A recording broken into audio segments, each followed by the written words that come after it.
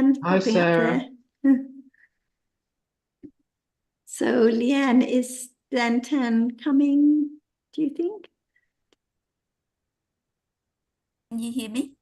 Yes, yes. Oh, hi, Sarah, John, and everyone. Yeah. I Yes. don't think my friends or anyone from the group is joining. I can't see anyone yet. No, maybe later. Yeah. Yesterday, Leanne came over to visit for a discussion with a group. There were about 10 of us, Nice. a group of Vietnamese friends. Some had been before and some were new. And also Lucy came with her mother. So it was very lively and enjoyable discussion. Yes. That's great. And then Leanne said afterwards on the ferry back to the city, they continued discussing the topics further. So that was very good. Yes. Lucy said she was going to come with her mother today, but I know the timing, it was a bit tight. So we'll see if they turn up or not. All by conditions. Yes. Right. Hello, Betty. How are you?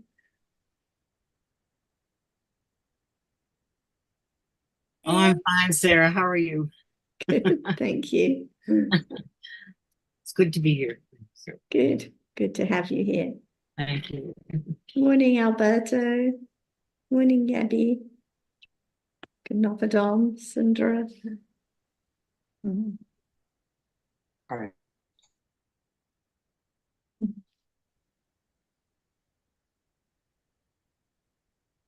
Let's check if Ajahn is here. Are you here, Ajahn? Yes, Swadika, everyone. Sawadika, Ajahn.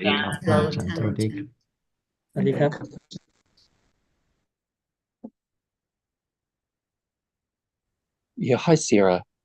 I Hi, just Sindra. figured out I was having a bit of difficulty with my mic. All set now.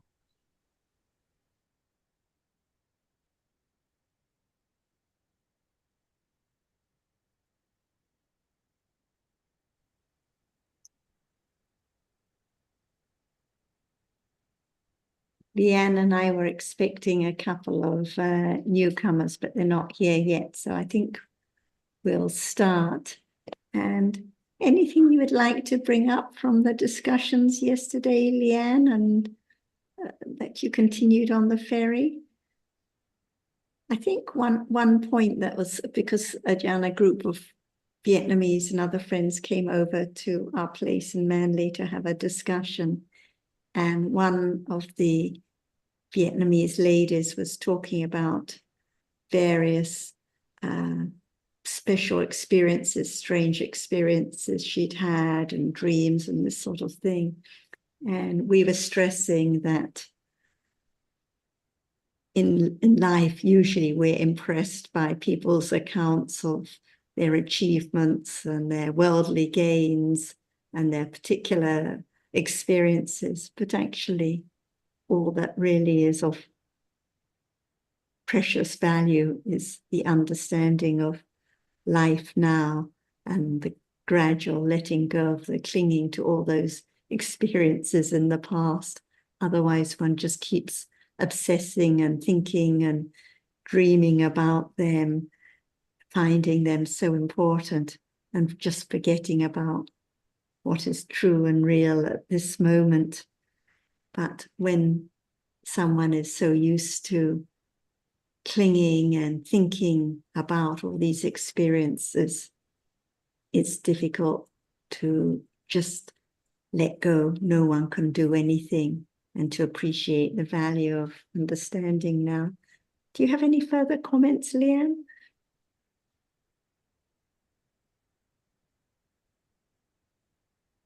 Hello, everyone. I think the focus is more on attachment from the discussion yesterday. And I mean, post discussion, we also talked about clinging, attachment, and how, you know, there's still question about how can I stop having this attachment, or in what way, you know, like there's still question about that. And I find at some stage myself, I'm going with the flow. Even though I know deep down that that's not the, you know, like there's no one who can stop clinging, and there's still condition for attachment, clinging to arise, and it's continue to arise until, you know, like almost the end of the path. So but so in the explanation, sometimes I reflect back and I notice that I did sort of say it in a way like, if you know there is understanding, so at the moment of understanding there's no attachment, but I feel like I'm feeding them with a solution or something, you know, like I'm saying, oh, okay, this is the way. If you have understanding, then there won't be, because their concern is about how can I stop attachment or remove, or you know, attachment. And I feel like I'm sort of saying, this is the solution, you know, like I don't know, but that's just when I think about it, I'm thinking, oh, am I in the right track in terms of explaining to them, or am I wrong at sort of giving them hope? This is the way. This is the, you know, like if not this way, then this is just one of another way to resolve the issue or something like that. I don't know. I just feel like I, you know, like getting into that trap. Yes, usually everyone would like to have solutions and ways and methods to change behavior, to have less clinging, and in particular, less unhappiness, fewer nightmares, fewer difficulties. But when the question is all about how can I, what can I do, it's all about I. It's not the understanding of Dhamma now, even at the moment of thinking, how can I? It's what about the thinking at this moment? What about the seeing? What about the hearing? This is why there has to be the study, the consideration, the reflection on what life really is now, Dhamma's now. Otherwise, we keep thinking of different situations and different solutions and methods and asking, how can I, what can I do? So I think that, as we were saying yesterday, the letting go has to come from the development of understanding, not I trying to let go or change the situation. And as Ajahn was stressing towards the end of the discussion last week, I think it was in answer to a question of Sundra's, but what is important is the understanding of truth, not any trying or how to or wishing to develop or anything else. And it's not just trying to understand words and remembering meanings, but understanding the truth right now. Because I noticed, like in the discussion, we emphasize so much about understanding the truth quite again and again, but so quickly we all start thinking, oh, but this is what happened yesterday or last night, or this was my experience, but how can I speed it up? But what about now when thinking like this? So the whole purpose of studying the Dhamma is just for understanding at this very moment, even thinking, oh, maybe my explanation is not adequate, or maybe I'm feeding into the loba. It's just thinking now. What about understanding the thinking? Otherwise, again, we're lost in the story about what can I do better? But what about just understanding it's thinking? It's not me. It's not my explanation. It's just moments of seeing, moments of thinking, moments of hearing now. So always back to this moment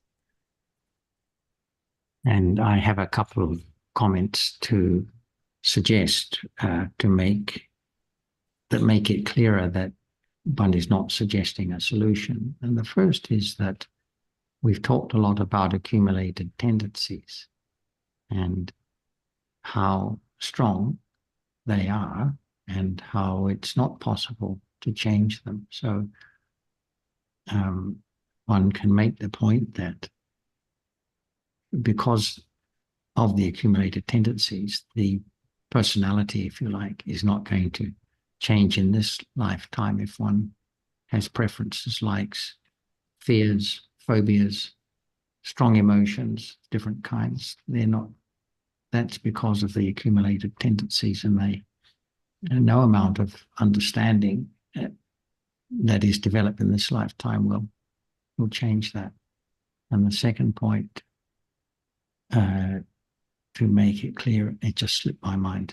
I'll have to come back and mention it if I think of it, but that's just a comment.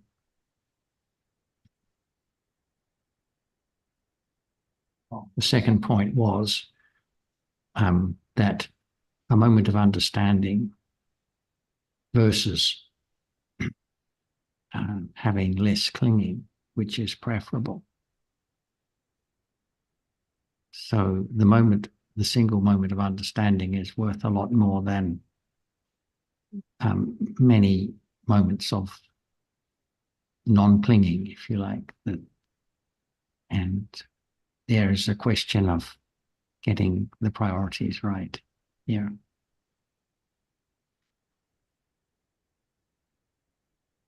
Thank you, Sarah and Jonathan. Let's see if Ajahn would like to add any comments. So consider a little more. What would you like to let go? Ignorance, Ajahn. Ignorant of what? Of realities, of the truth. You mean right now? Yes. Let go ignorant of taking it for me or something, or what?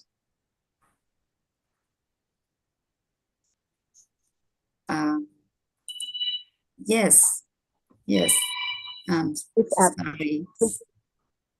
Why do you want to let go? That is so ugly that you like to let go. Why do you want to let it go? To let go? Because I know that the wrong idea about the self is so dangerous, and that prevent right understanding from developing.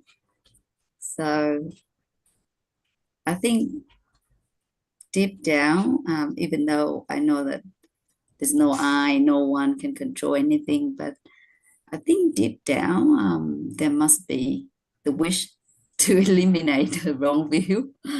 Yes, but or you just think about letting go. Thinking, Ajahn, I think. You would like not to think anymore. Or what? Nothing I can do about it. Thinking is still happening all the time, naturally. But what's that you who want to let go?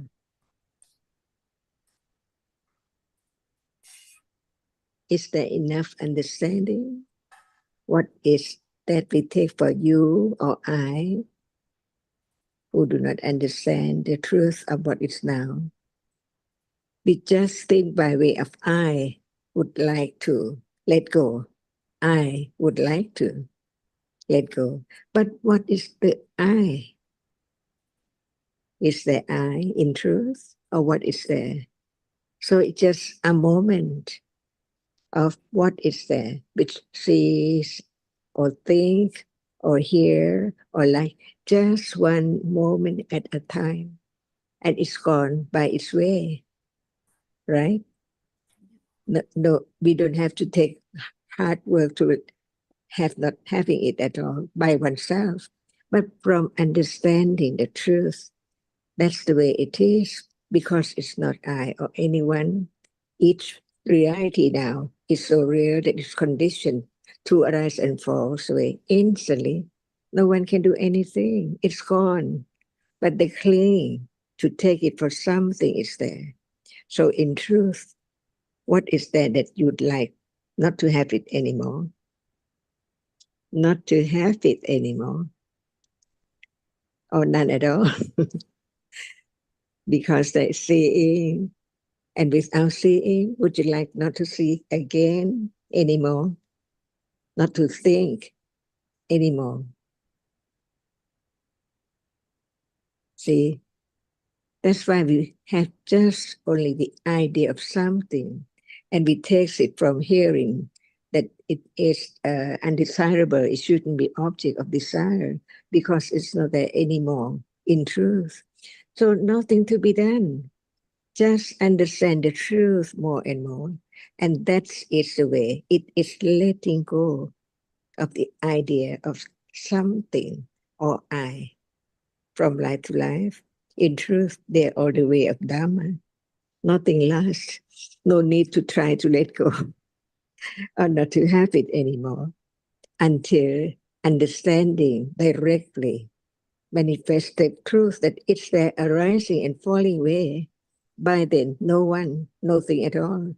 It is each reality conditioned just to arise and fall away, never to return at all.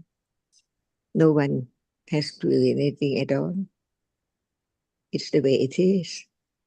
That's why understanding has its way too, to understand what is there from hearing and considering the truth of the word of truth about whatever is there now. For example, there is moment of experiencing hardness right now. Is that right?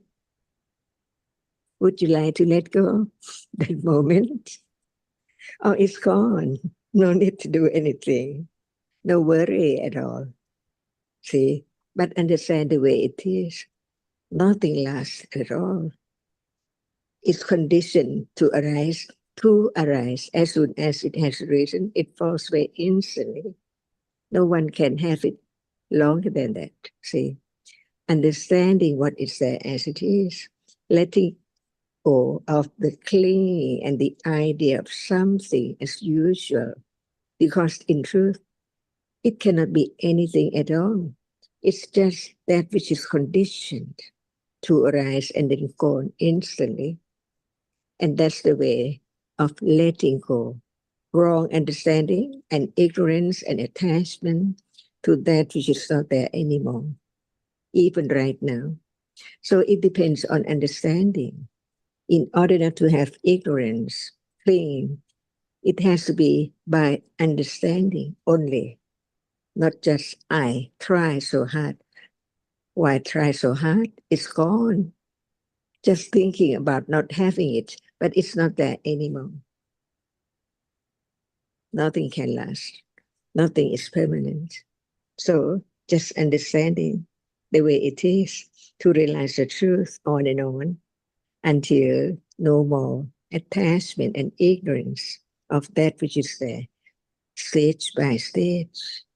Now we're talking about the truth, whatever is now appearing gone instantly, but no thought about it, no understanding the way it is, not the moment of realizing when it's just there, only one reality arising and falling away.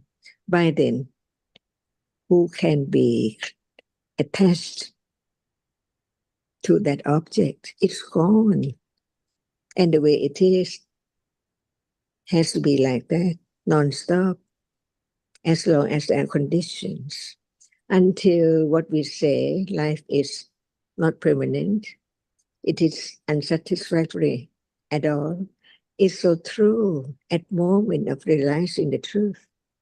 Because even right now, there is the understanding that seeing gone, hearing gone, but there's not enough understanding to let go until it's not there anymore in life. The end of that which arises and fall away little by little, ignorance and attachment and wrong understanding has to be realized. Otherwise, how can it have no more conditions to arise?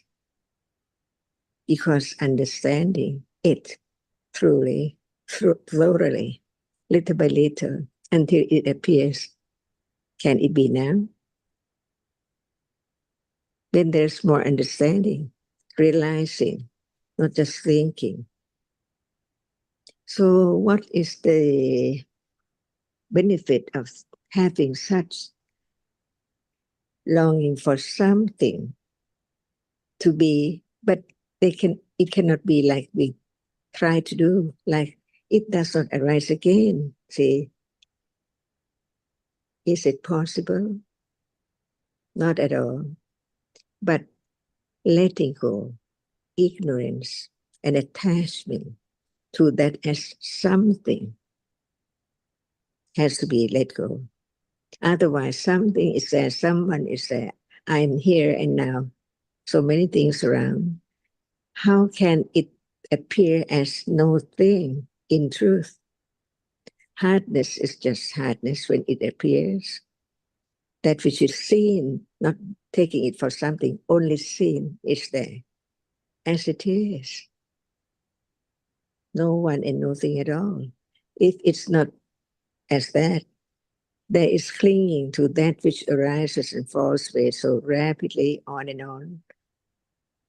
Condition the shape and form as nimitta to be taken as something is there, always something by conditions.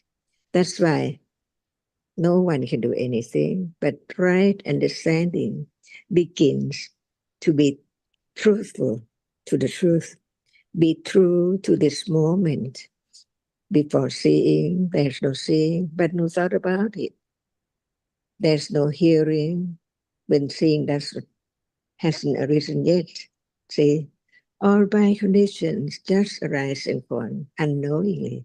That's why we talk about what is there as it is, to understand the truth of what is that. We think that we see, but without that which arises to see or to experience the object which is seen, and it has to have the eye base as its condition. Otherwise, how can seeing see? Impossible. Even just a moment of seeing is conditioned. Can anyone make seeing arise without the eye base? See, little by little, have firm confidence of conditions of what is there, little by little. No one there at all. Only it's the way, understanding the ultimate truth, the Four Noble Truth, begin with now, what is there arises and falls away. See, it let go the idea of I would like it not to be again, not to arise again. So it depends on understanding of the truth, which is covered up by ignorance and attachment years and years ago. So just a little moment of understanding is the path, right? From moment to moment, the path is sammatiti, right understanding of that, which appears little by little to directly experience the truth, because it's there arising and falling away all the time, even right now. Whatever is there has a reason, fallen away. And this is the only way. Not I'd like it not to arise again, and so on. That is only thinking. But who is thinking? And thinking about what? Just story, an idea all the time. Is there other way to understand the first Ariya Satta, what is now arising and falling away? Even the reality which arises and experiences the object has to be heard, thought about again and again, little by little, by conditions. No expectation, otherwise it's I again who expect or who try this or that way to experience that.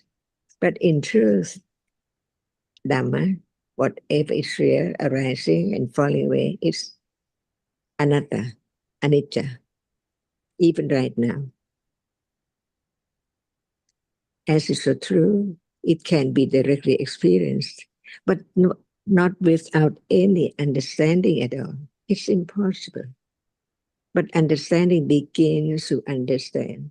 What is that as it is? We use the word seeing, but what is there? Seeing is not anyone.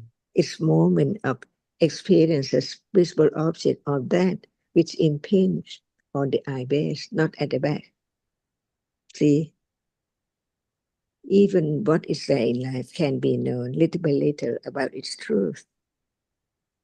What is what? It is a reality which is conditioned to experience.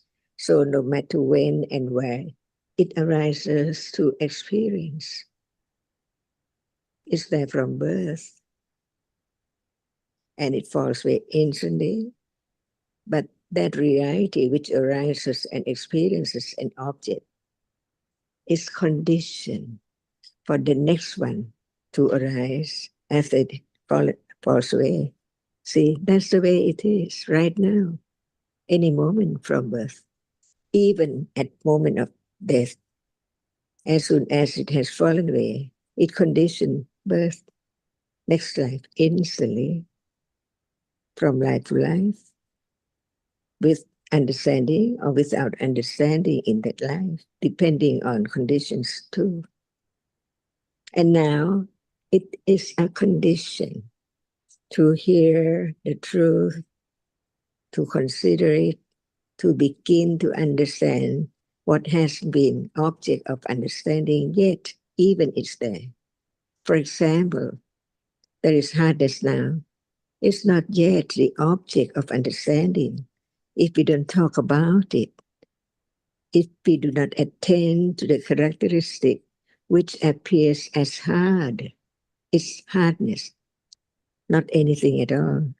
In a day, is there any moment? Otherwise, it's covered up. Just attend to that which appears after that, only to that which appears without any understanding of the nature of that seeing is not that which is seen. So what is true? Seeing is true. That which is seen is true, but they are different realities. Where's I? Where's a dog or cat? Seeing is seeing. It's gone as soon as it arises to see. That's all.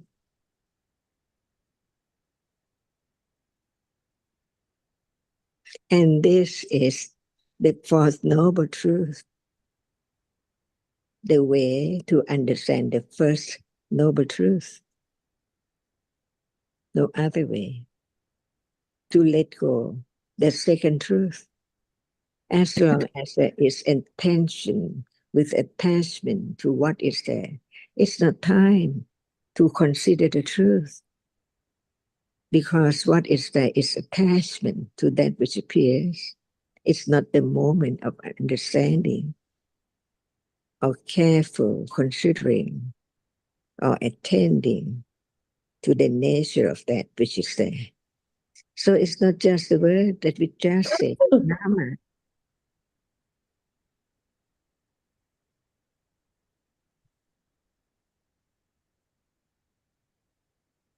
Is the Nama now? Yes, Not Ajahn. only the word, see. So there can be the understanding that it develops so gradually from hearing, considering, depending on how much understanding, which can even think about it in a day. Be truthful to the truth. The truth is the truth. Satya Barami never change at all. Hearing again and again, it conditioned understanding of what we talked about, little by little.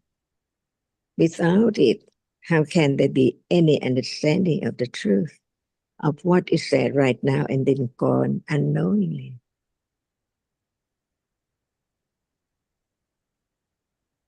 In life. So there are so many realities in life. Wholesome reality, unwholesome reality, and different kinds of wholesome and unwholesome realities. No one there at all. No matter what is there, is conditioned by not only one condition at all. Is that true? Just develop Satya Barami so it can be object of understanding in daily life, stage by stage, little by little, right now. See, right now, understanding a little more, and a little more, a little more, eons and eons, until it's there. Just understanding what is there by conditions, unexpectedly, unknown what would be the object of understanding right then, because it doesn't arise yet. Is that true? What would be next moment? Object to be seen or heard or thought about? Never know.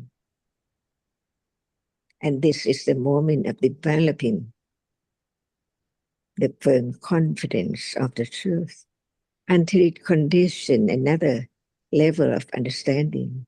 Because we heard a lot about hardness, and that which experience hardness is not seeing. Seeing cannot experience hardness, but a reality which arises to experience hardness at moment when it's there, with that which touch, the vitak, the passa cetasika, and so on. Many conditions for just a moment of experiencing hardness. And with more and more understanding, it can condition a sudden, unexpected awareness with understanding of that which we have heard a lot. But it cannot be known, never be known, when it will appear at that moment to the higher degree of understanding, because it begins to understand directly of that which we are talking about, hardness.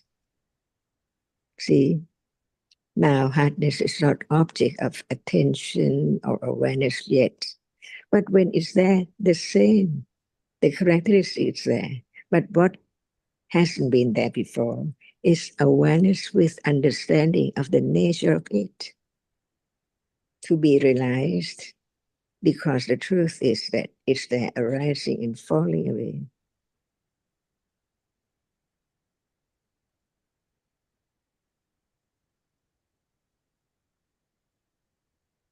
Thank you, Dhamma-chan, for your explanation. Yeah. No one there at all, but conditions is always there from moment to moment. Different moment by different conditions. Yeah. That reminded me of the comment that Lucy made yesterday. She said about, like when she understand about anatthaness, there's no me, no any being. But as soon as Sarah stopped talking about it and other people talking, then she forgot all about it. It's really fast. The understanding can be in a very split moment, and then it's gone, and then straight away attachment. So natural, see? Yeah.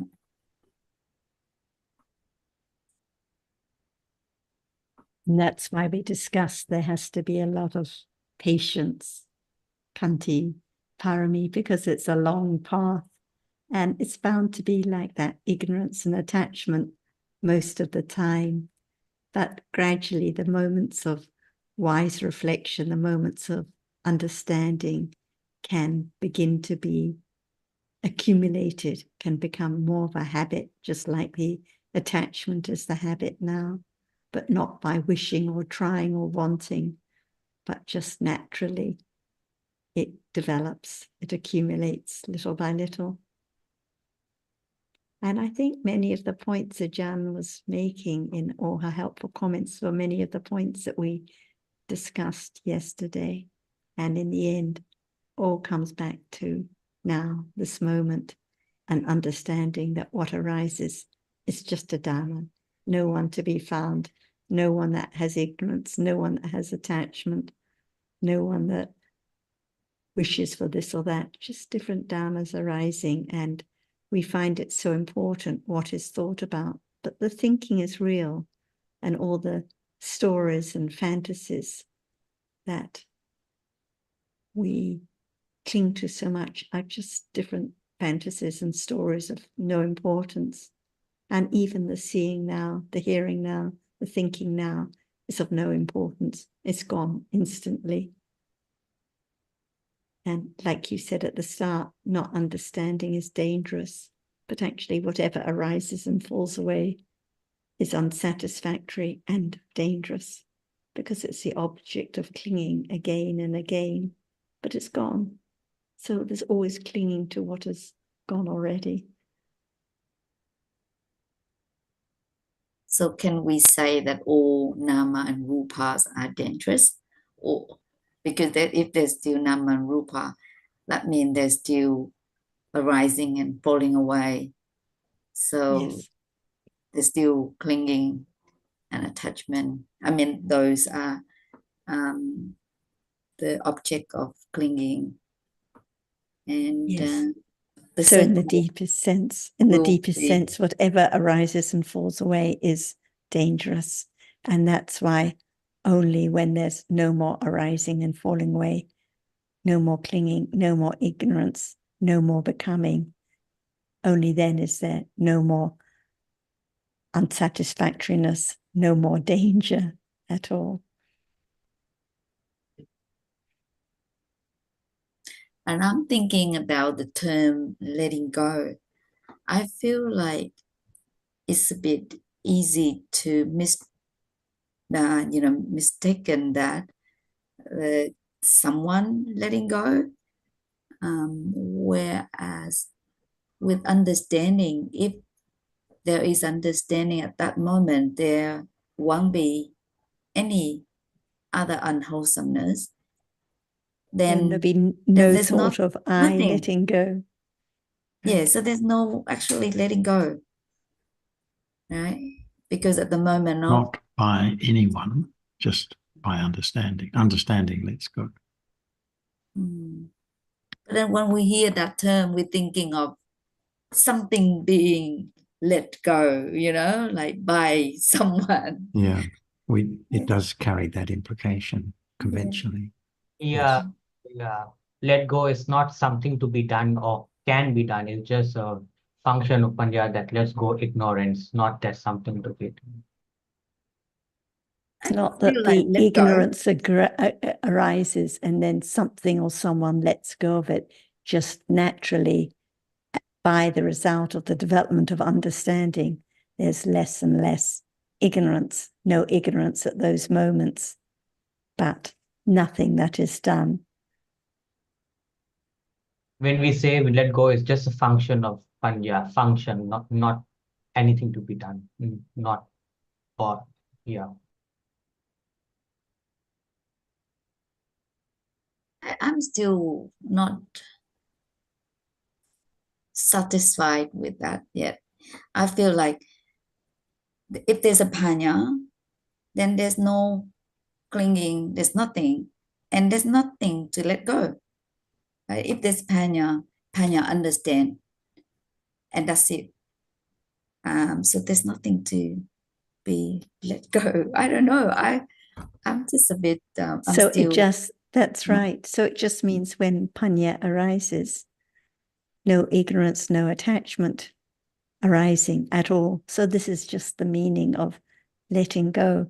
So the more panya develops, the less clinging, the less wrong understanding.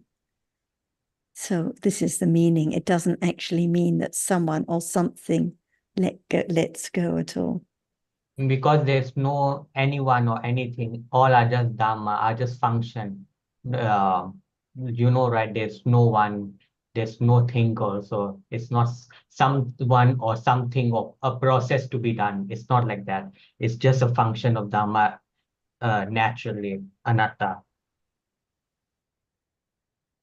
Yeah, thank Like you, Sarah. Thank you, Hajit. Yeah. We may say to someone, oh, let go of those angry thoughts. But actually, it's just a reminder that the angry thoughts are so harmful, hurting oneself, hurting the others around. Not that I need to do anything or that I can let go of the angry thoughts. It's just a reminder about the danger, the harmfulness of those angry thoughts. And it's the same with ignorance. Let go of ignorance. Actually, nothing to be done. When panya arises, no ignorance, that's all. And more dangerous than the angry thought is this wrong idea and practices that are everywhere that suggest that you can let go and, a self who can do things.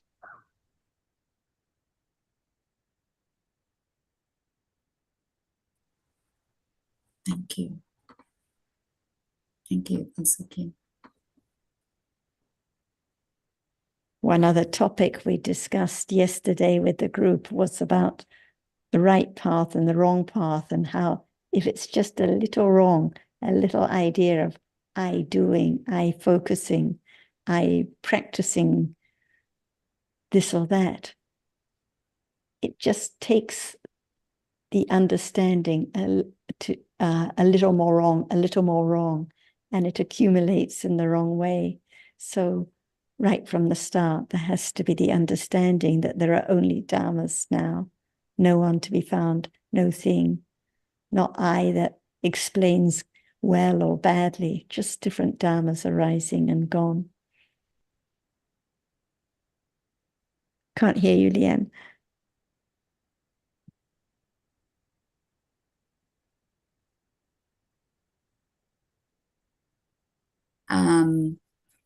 Yeah, what I remember, is something that I remember from the discussion most is the last comment. I think the last answer from Sarah to Lucy's question about turning left or right. Remember that part? Yeah. And what struck me the most is when you said, if we walked out of here and we're thinking, oh, should I go to Cole's store or go to the ferry, and it may condition for thinking that I can make a decision, or I decide to go here or there. But if we're thinking about the truth, about that is, if we're thinking about realities like seeing, actually there's a seeing and then thinking about what is seen, and then all that, then there may be condition for understanding about all those realities are being conditioned. There's no I in those realities. Yeah, so that's what I find very important. Yeah, and we talk a lot about this on the train as well on our way back.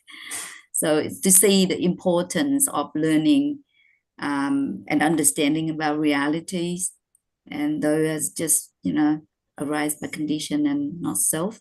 Because if we keep thinking about stories, then there's always I in those stories. Yeah. Yes, Leanne and the friends, it's a very long journey to come here, train and ferry and bus and walking. And it's wonderful that you all continue to discuss Dhamma all the way home. And I think the point was that while we think about different stories, different conventional ideas about going this way or that way, as you said, to the supermarket or to the ferry, it seems that there is an I that can decide or have some control. But this is just conventional thinking. When we come back to this very moment, the seeing now, who can decide whether seeing will arise now? What will be seen now? What will be heard now? What will be thought about? Impossible. Whatever arises now is anatta, arising by conditions not in anyone's control. We don't know what will happen next, what the thinking will be next. There may be thinking, I'll come to the Zoom, but a moment later thinking, oh, I'll go somewhere else. Each moment of thinking, each moment of seeing arises by conditions. And that's why, as Ajahn said, the next moment is unexpected. No one can decide what to be aware of, what to understand, because who knows what will appear next. Never the expected reality. And no matter whether it's clinging or boredom or kindness or seeing or hearing, it's inconsequential. It doesn't matter in the slightest, because there can be understanding of just what appears. Thank you, Sarah. I think I will leave it here for others to have a chance to have a discussion. Leanne, it was really good to hear your comments, and let's see if anyone else has anything they'd like to bring up today.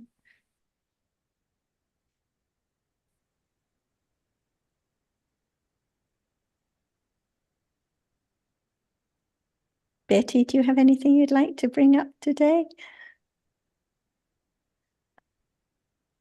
Actually, it's been brought up. I mean, that's the main thing that gets thought about, and it's been brought up. I like Haji's comment that letting go is a function of panya. I remember last time I was saying maybe it's a result, but a function, that sounds a lot better than saying it's a result of letting go. But Yes. so so I'm not sure what problems or questions that I at this point can be brought up at this point. The only thing I can say is that that should the conditions arise, there just needs to be considering and deeply thinking about the Dhamma.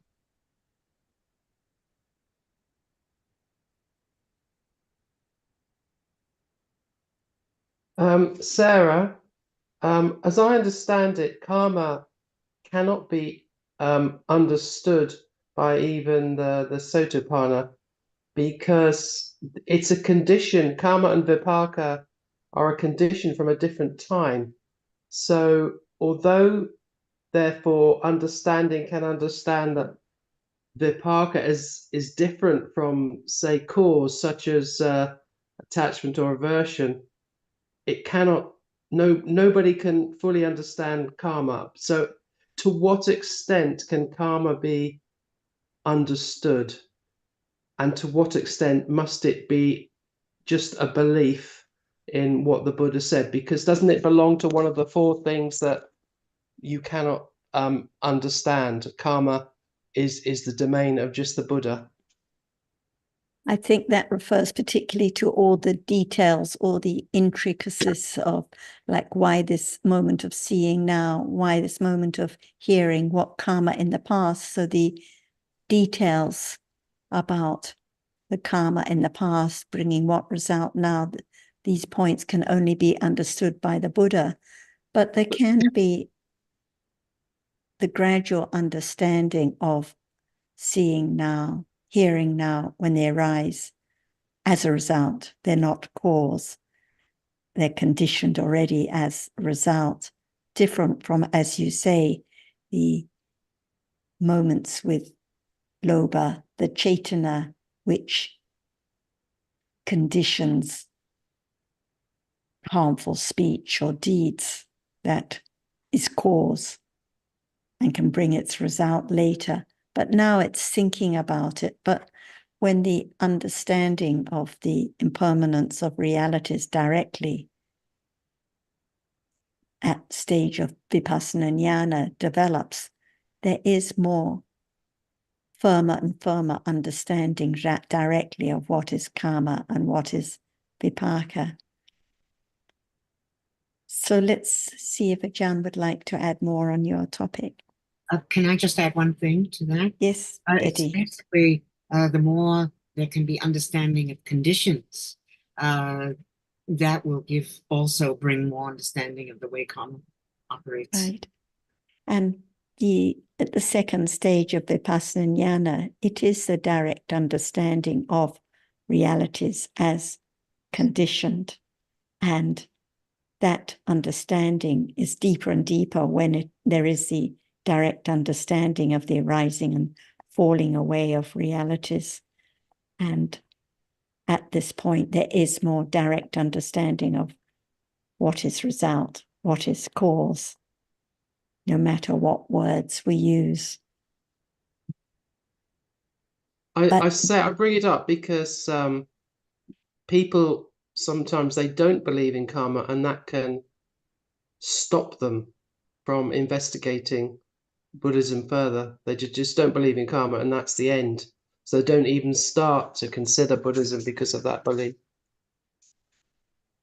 And even those who, like in Buddhist countries, who do believe in karma and its result, but actually no understanding. They just think of when there is a flood in the country, that's a result of bad karma, or when their parents die, this is their bad karma, and doing good deeds is good karma. So without the understanding of realities and the deeper understanding, like Betty mentioned about the direct, unless there's a direct understanding of the conditioned nature of realities and the rising and falling away, it won't actually be the real understanding of karma and its result. But there can be the beginning of wise reflecting now, like what is karma now? There has to be the understanding of the reality that is karma, not a situation, but a reality at this moment.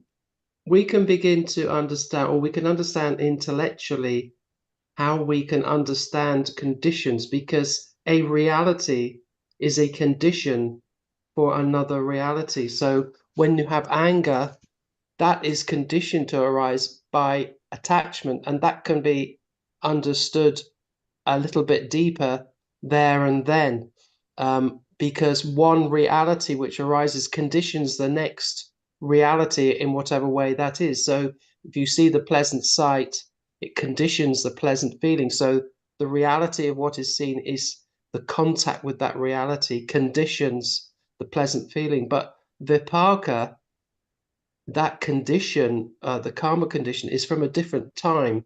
That's the struggle I have with it, with understanding that. So I can understand that it is different. Vipaka is different from attachment or aversion, because attachment or aversion comes straight after, are conditioned by the reality before it. But vipaka is comes from a different time. That condition, the karma, can be from millions of years ago. That's yes. So perhaps John might explain a bit more about that. Before, can I say just a little bit? You see that in other religion, even before Buddha, like Hinduism, also they believe in karma. They say, or like English people phrase like "what's go around come around," but or to believe in hell, to believe in heaven. But Buddha for teaching not to be believed, everything to be understood. Everything can be understood. So just like what Sarah said, that reality, like because all our day life are all Dhamma only, seeing, hearing, smelling, tasting, touching, thinking, all are reality. So we can see that seeing also, we can see that it's not a cause, and seeing is the result of something. And why sometimes we see pleasant object or unpleasant object, actually all of this is meant to be understood, not meant to be just belief. Oh, there's karma and all that. Buddha doesn't teach to believe, but to understand Dhamma. Mhm. Here one, too, excuse me, here too, a deeper understanding of conditions helps to understand better the way Vipaka operates as well. Again, it's just if the conditions have come into effect, or not effect, the conditions are there, so the result, Vipaka, happens. it comes back to what we were saying before about the understanding now of Dhamma. No one there, no thing there. Seeing is just seeing. It arises by conditions, as Betty said. And at the moment of understanding, seeing, no thought about another time and, oh, the karma must have been in the past a long time ago.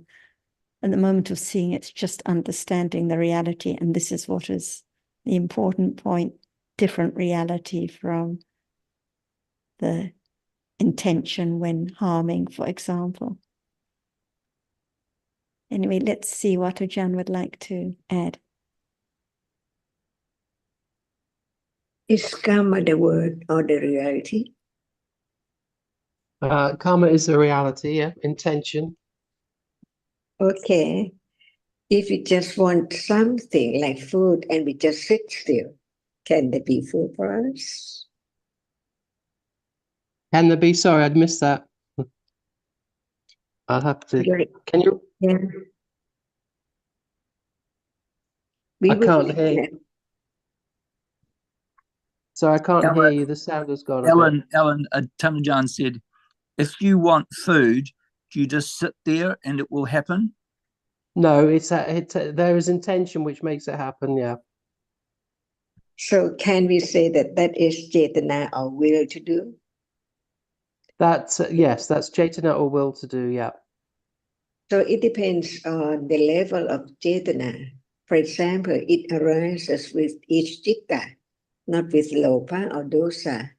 So it has no will to kill or to do anything yet, as we take it for killing, teaching, or whatever is there. That's why we have to understand the nature of each reality, when it's so very slight and when it's stronger, until it's conditioned such a deed without willing or intention. Can anyone be killed? No. That's right. Just having anger slightly or stronger without that intention to kill, can there be killing? No. So we can understand when it's just a reality which has its function different from others. Each reality is different. That's why Cetana is not Phassa, it's not Vedana, it's not Sanya. So we learn about what is the function of Cetana, which arises with each citta. When we talk about each, it means that each different one. For example, at moment of seeing right now, it's Cetana, not at level of doing something like writing or walking at all. Is that right? But there has to be a reality which arises to perform its function, to coordinate the other reality which arises together to do or to perform their functions, no matter what. Seeing, memory, sanya, or vedana, or manasikara are there. That's why we learn to understand the different moments, that very slight moment like attachment to the self or to the being or to ignorance. It's not as when something which is so strong has done. See, that's why I begin to understand Cetana as a reality, it's there. That's why without the deed which has been done, can there be any result? And no. so we can understand the strong will to do something, speak something, wholesome or unwholesome, by such reality. Is that right? Yes. Even there is attachment, but no will to take it to be ours without allowance being allowed. See, and so on. We can understand the very, very coarse moment of ill deeds or unwholesomes, little by little, that one is there as different one. For example, right now, there is memory. Remember what is there appearing, who knows? So that is a reality which is not Chetana. We use the Pali term to differentiate the characteristic and the function of each reality. So Chetana is not just marks or remember, but the will to do or to coordinate the other realities arising together to perform their functions. A little bit understanding of a reality which is not just attachment or aversion. Otherwise, nothing is done. It urges, it coordinates what is then now done, no matter seeing, hearing, speaking, cooking, or whatever. And just want something, but not steal it. Is it different? Yes. Want something is different from seeing. See, depending on what are there together with Chetana. Yes. It is the one who acts or coordinates the others to perform their functions. For example, it can be known as intention to do something. It's not just attachment or aversion or kusala. Yes, because we can have attachment to something, but we don't do anything. We might want a coffee, but we don't actually, for whatever reason, go and get the coffee. So yes, I understand that. Yeah. But the bad deeds are rooted in attachment and aversion, presumably very strong. Otherwise, it is just the accumulation from moment to moment to condition stronger and stronger attachment or aversion. And then Chetana is different each moment, Right. each level.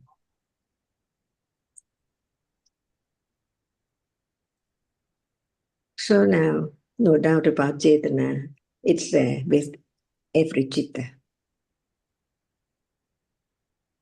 Yes.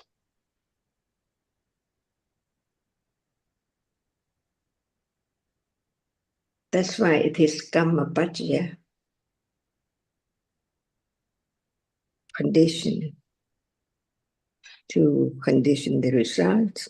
And what are the results? Seeing, hearing, smelling, tasting, touching, birth, death. But can that be known by direct experience, that seeing is the result of a deed?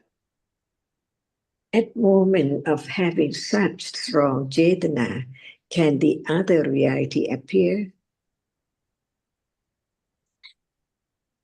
No. And at moment of just irritation, it's not that level of strong anger. Can the strong anger or whatever is there of that degree appear? So we know that it's just light or it's very strong. Whatever is there can be directly experienced, not by any. And Alan, if I may add, um, I mean, I was distracted a few times, and I'm not sure if that's in your question about some in between someone who believes and who does not believe in karma, and who's got a chance to hear the Dhamma. I think sometimes it is even it's better that the person who doesn't believe in karma than who believes but does not understand, because what all that's been explained by Sarah, Haji, and Thanachan, I think what we can see in all this is that there is we're talking about cause and effect, and I think it's important that people appreciate that everything that's real is either cause or effect. And if someone is interested and agrees with that notion and finds it attractive to hear more about what's real, and that everything that exists is uh, real, and some are of the nature of cause and some are of the nature of result and all that, then we can start talking. We don't have to directly try to, try to explain or try to, tell them what karma is and all that. But basically, just know that they are interested in that, the notion of cause and effect, and slowly lead them to what really is karma. Yes, I think that's well put. Yeah, that it's you sort of gradually leading them in. I suppose the other thing is that in actual fact, the path or the beginning doesn't require a belief in karma. The beginning is listening, and that the critical thing is to listen. If there's no listening, that's the the end of the path, the beginning of the path. So whatever helps for a person to be able to listen. Yeah. Just So Ellen, that's why when they hear the word karma, some people are put off, and they already have some idea about people talking about something they do not understand and just believe, so they are put off. So we need to talk about, and that's why Achan is always bringing back to the pleasant reality, such as seeing. Is there any interest in understanding this? And so long as there's this interest, then one can go forward. But if there's no interest in understanding seeing, and one just wants to hear about what a Buddhist, so-called Buddhist, says about birth and rebirth, life after death, and all that, then it's no use anyway. So we talk about the present reality and see if that person is interested in understanding that. Yes, and the present reality can be known. That's the other. Yeah, that it is the most important thing, because it is now, and it is the words point out those realities, and they are real now. So no doubt, or its truth can be known because it's right now. Yes, I appreciate that. Yeah. and Ellen, just a couple of thoughts there, and Kunsakin reminded me of them there, that because the whole teachings essentially is about understanding what causes bring what results, and this is something Tanajan pointed out many often points out, what to understand what causes bring what results, and that's what the teaching hinges on essentially. Of course, you can elaborate on in all sorts of ways, but going back to that original point you made, they're called the Achinti, the imponderables, and what Sarah said was true, because that's the intricate details of what, for example, the experience of what is seen now. That's beyond our ken, obviously, and as you said, it could go back tens of thousands of years. The other thing is that people if people say, oh, well, if, you know, I've even heard people say, if you can't prove to me the Buddha was alive, then I'm not interested. We have all sorts of, people have all sorts of accumulations. We are creatures of habit, essentially. We are people of individual habits and accumulations. And some people will say that, well, they can say anything, you know, as Tanajan has reminded us, people can say anything they like, but whether or not it's true, that's another matter. You know, we know also that not a belief not in karma and cause and effect is one of the mano karmas. You know, it's dangerous, you know, akira wada and hita wada, to believe, or no mother and father, you don't believe it's, you know, beneficial to take care of your mother and father, or useful to take care of your mother and father. They're just like anybody else, or it doesn't really matter what you do, whatever. But we know, we can look around in society and we know that even apart from the Dhamma, that is, we do have good cause to remember how we behave. But yeah, it's, I think what Kun Sukin was just alluding to there is that it does come essentially when I said there that which Kun Sukin reminded me of, is that understanding what causes bring what results. That is an understanding in a sense of what needs to be done, in a sense, what needs to be done to understand the Dhamma. And of course, we know the first condition is to listen and consider carefully. And if some people say that they're not really interested in that because they don't believe in karma, well, that's just, yeah, that's unfortunate, but that's just the way it would be sometimes, you know, that, oh, well, you know. So, yeah, it's going to depend on, there are often, as you know, many variables in the equation, so that, you know, to enable people to gradually become interested and to dig a little bit deeper rather than just, yeah, having these, because as you said, it's quite common in the West now for people to have all these theories, but, you know, that's always been so and will continue to be so. But it's a matter of also, as you know, with friendliness and helpfulness, trying to perhaps ask the right questions. You know, what you know, where their interests are and perhaps where they're coming from and why they want to know these things sometime, and that can be helpful just to explore that sometimes. And Sundara, that factor of friendliness is very important, because without friendliness, then we're not concerned about the other person, what he can understand. We're just busy talking, you know.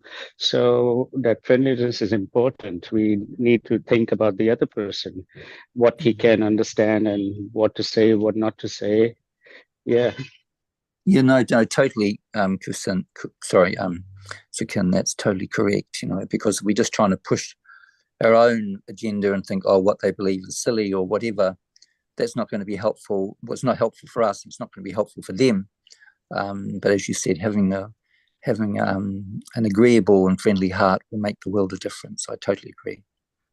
And even like you see, like I already said that Buddha, when we saying about what is karma and what's the result, and we can see that actually our life, samsara, only half of the time is the result and half the cause. I mean, because they're only just seeing, hearing, smelling, touching, tasting, thinking, because all life are just this only moments of cause and moment of effect, and all are to be believed. And even like Buddha, when we say that there's another realm, heaven, or there's heaven and hell, like that, it's not for to believe, but when we can understand that there is bad result even in just in this realm. Sometimes there's pleasant result and unpleasant result, and it could lead to understand that there is also another realm that much more worse or much better than human world. So all are actually to be understood, not just to be believe or just believe because Buddha said, not like that. Yeah. Thank you all. That's nicely put. Although think- Haji, when Achan recently started reminding us about bhikkhus, listen carefully, I shall speak, or something like that.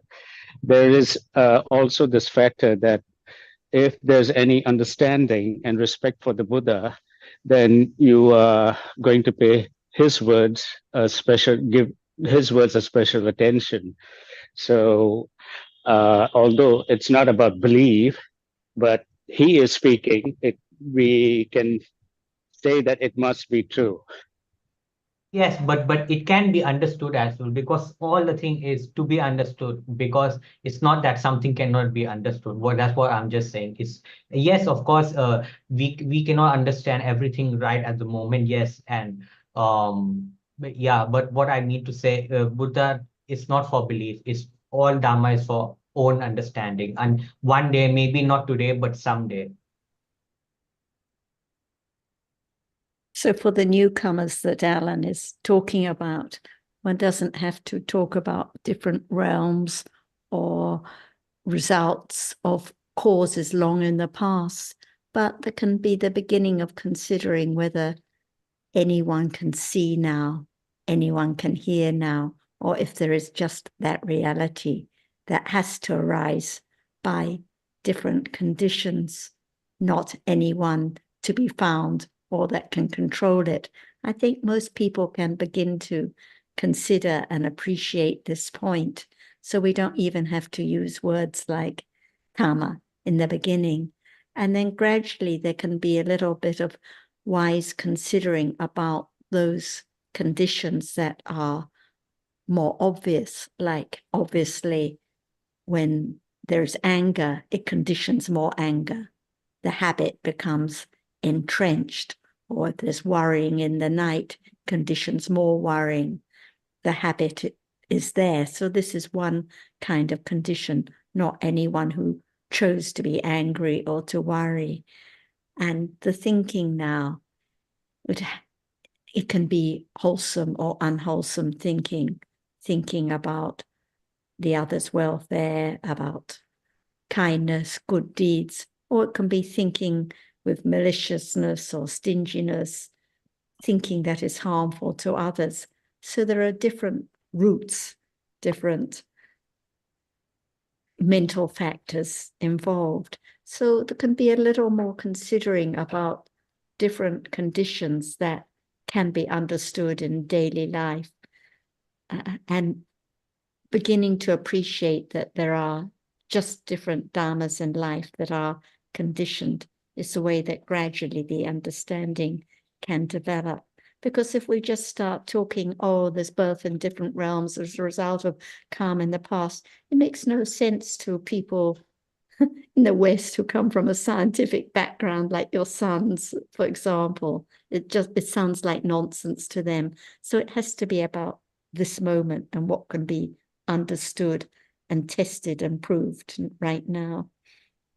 Because all Buddha word can be proved because it's right now. Yeah, that's the right word. It can be proven by Panya also.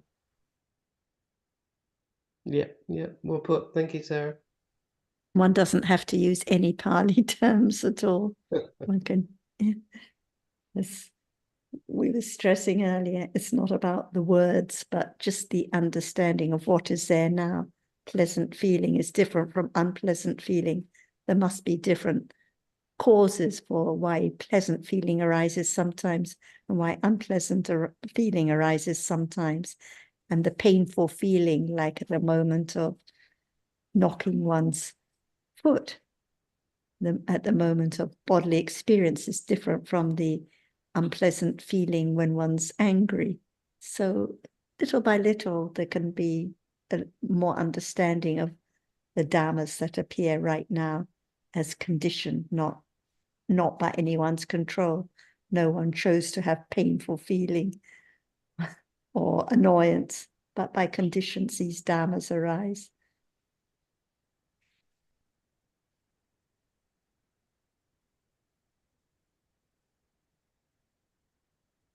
Tana John, please. When I go to join the Zoom meeting, I text in Virya, and as long as I've been listening to you and associating with Dhamma home, I realize I've come a long, long way. And then the next thought comes that I cannot possibly comprehend. It's a long, long, long way to go. And on considering letting go, I have this, what comes for me from my experiences, if I wait for the understanding, the panya, I cannot move on. It's something that, as Kun Sukin said, drop by drop, that I do the next right thing, so to speak, and then the understanding comes moments so precious. But the virya and the energy and the effort, that letting go is, in a sense, doing good and listening to Dharma and studying and thinking and considering, but without an eye to the results. So this sort of like, I don't know, letting it fall away, just letting it drop away or abandoning things. I don't know if I make that clear, but I would very much appreciate any words on virya, because sometimes I just, yes, the energy, the strength to continue along. Tanajan, please.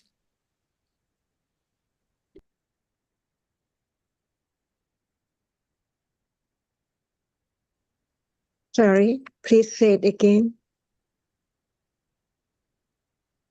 About virya, the energy and the effort to continue listening and studying and considering, and it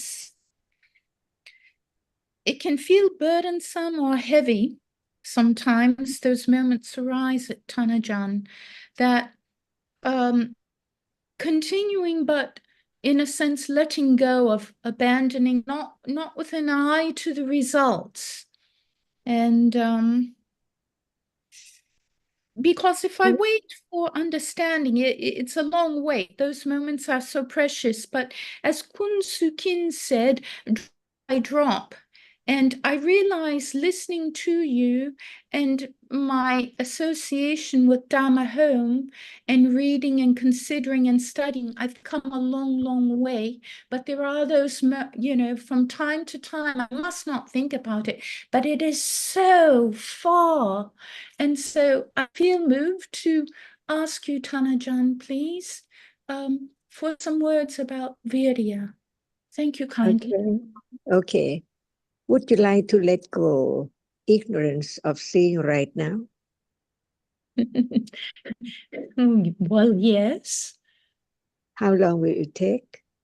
Because there's no attention or even thinking about the nature which sees, because it does not appear. What appears is only that which is seen.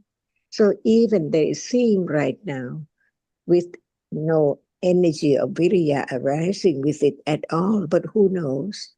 Because moments after that, when there are conditions, virya is there. That's why we learn to understand Dhamma as no one at all by conditions. And why doesn't seeing arise with virya? See? Because it's conditioned by karma, just to arise to see, that's all. Nothing more, only seeing. No attachment, no aversion, no virya, because no need to have virya. Karma, condition, its result to arise to experience. No one can get away from it, because it's the result of the condition, which condition moment of seeing, just seeing, moment, just seeing, a moment, just seeing, see? That's the result. No need to have virya or other cetasika with it. That's why 10 citta arise without virya. Only 7 cetasikas is enough. But Chitta, after that, more Cetasika by conditions too, because it does not see, but it experiences the same object. So it needs other Cetasika, see, Vittaka and so on. That's why we learn to understand the truth that no one can know without hearing the truth and consider the reason about it, why it's there and why it's not there. No viriya, see, with seeing. Who knows? But after that, akusala arises, no matter it's so very slight, with viriya to be akusala. But as the result of karma, no need for viriya to see, but at birth it needs. See, that's why we have to understand different realm and different condition and different chitta when it is the result of akusala karma. No need to have more cetasika, wholesome cetasika to condition just the moment of patisanti, birth, that's all. That's why the more there is the understanding of the truth, at that very moment, it let go.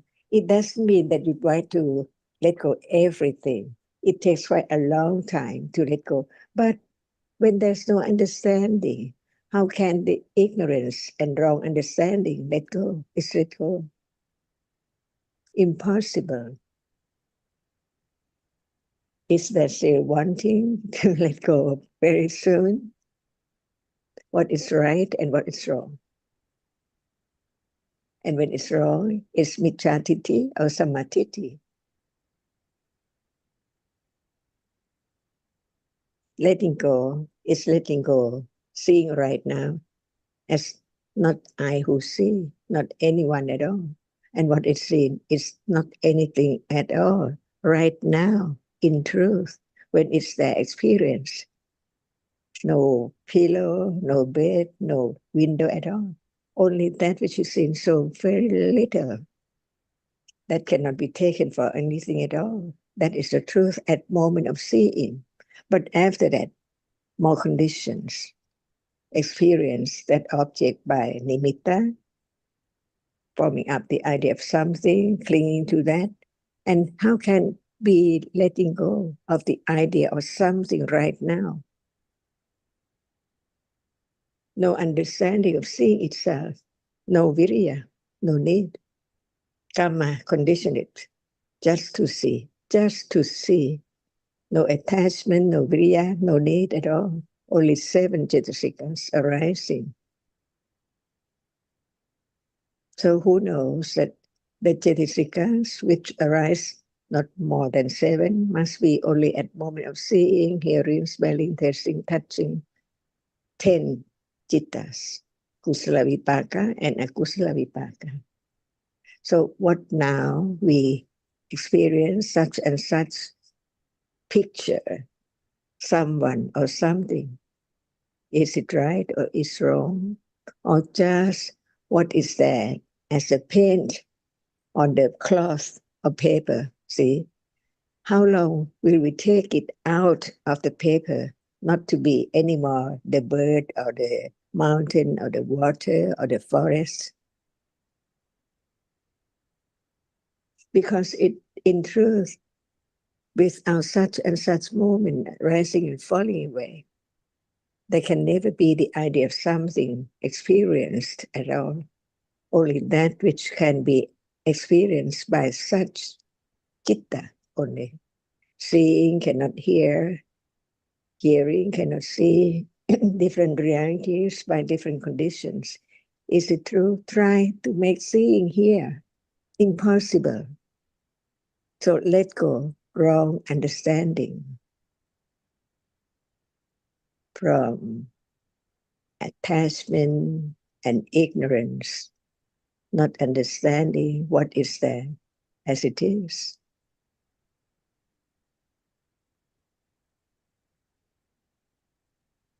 What would you like to get to be let go?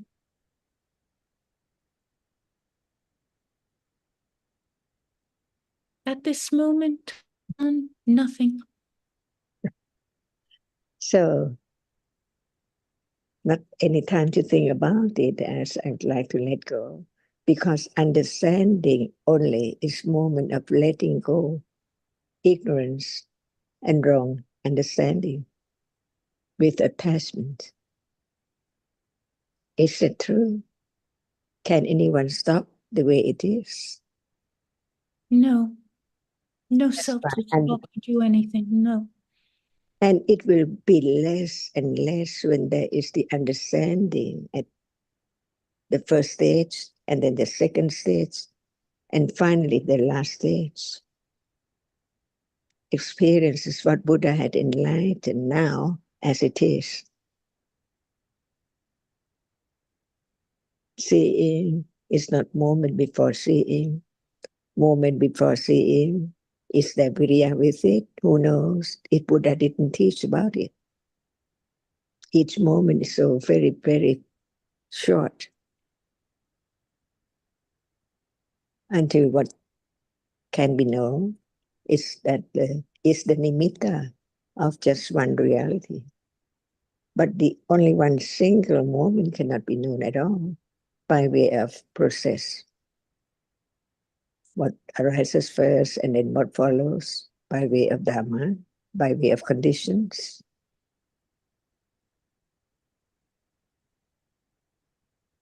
So who know or who can answer when is moment of viriya right now? Just from the book. But Only when it's there, when it's there as viriya, can it be known? When it's there? Only when it's there. No word. But the nature of it is known. Yes. Yes. Its nature, its characteristic, yes. I think it's a good topic. We can continue with it next week, Eve. So it's we can discuss more about Virya then. So thank you, Ajahn. Thank you, everyone. And we'll Thank see you next everyone. week. Yeah, Sawadee Krapท่านอาจารย์ Yeah. Sawadee Krap, John. สวัสดีครับท่านอาจารย์สวัสดีครับ Savadika. Thank Thank you, John, Jonathan, Sarah, and everyone. Yeah. Thanks everybody. อนุโมทนาค่ะคุณเซราคุณจอห์น and everyone. Thank you, everyone. And thank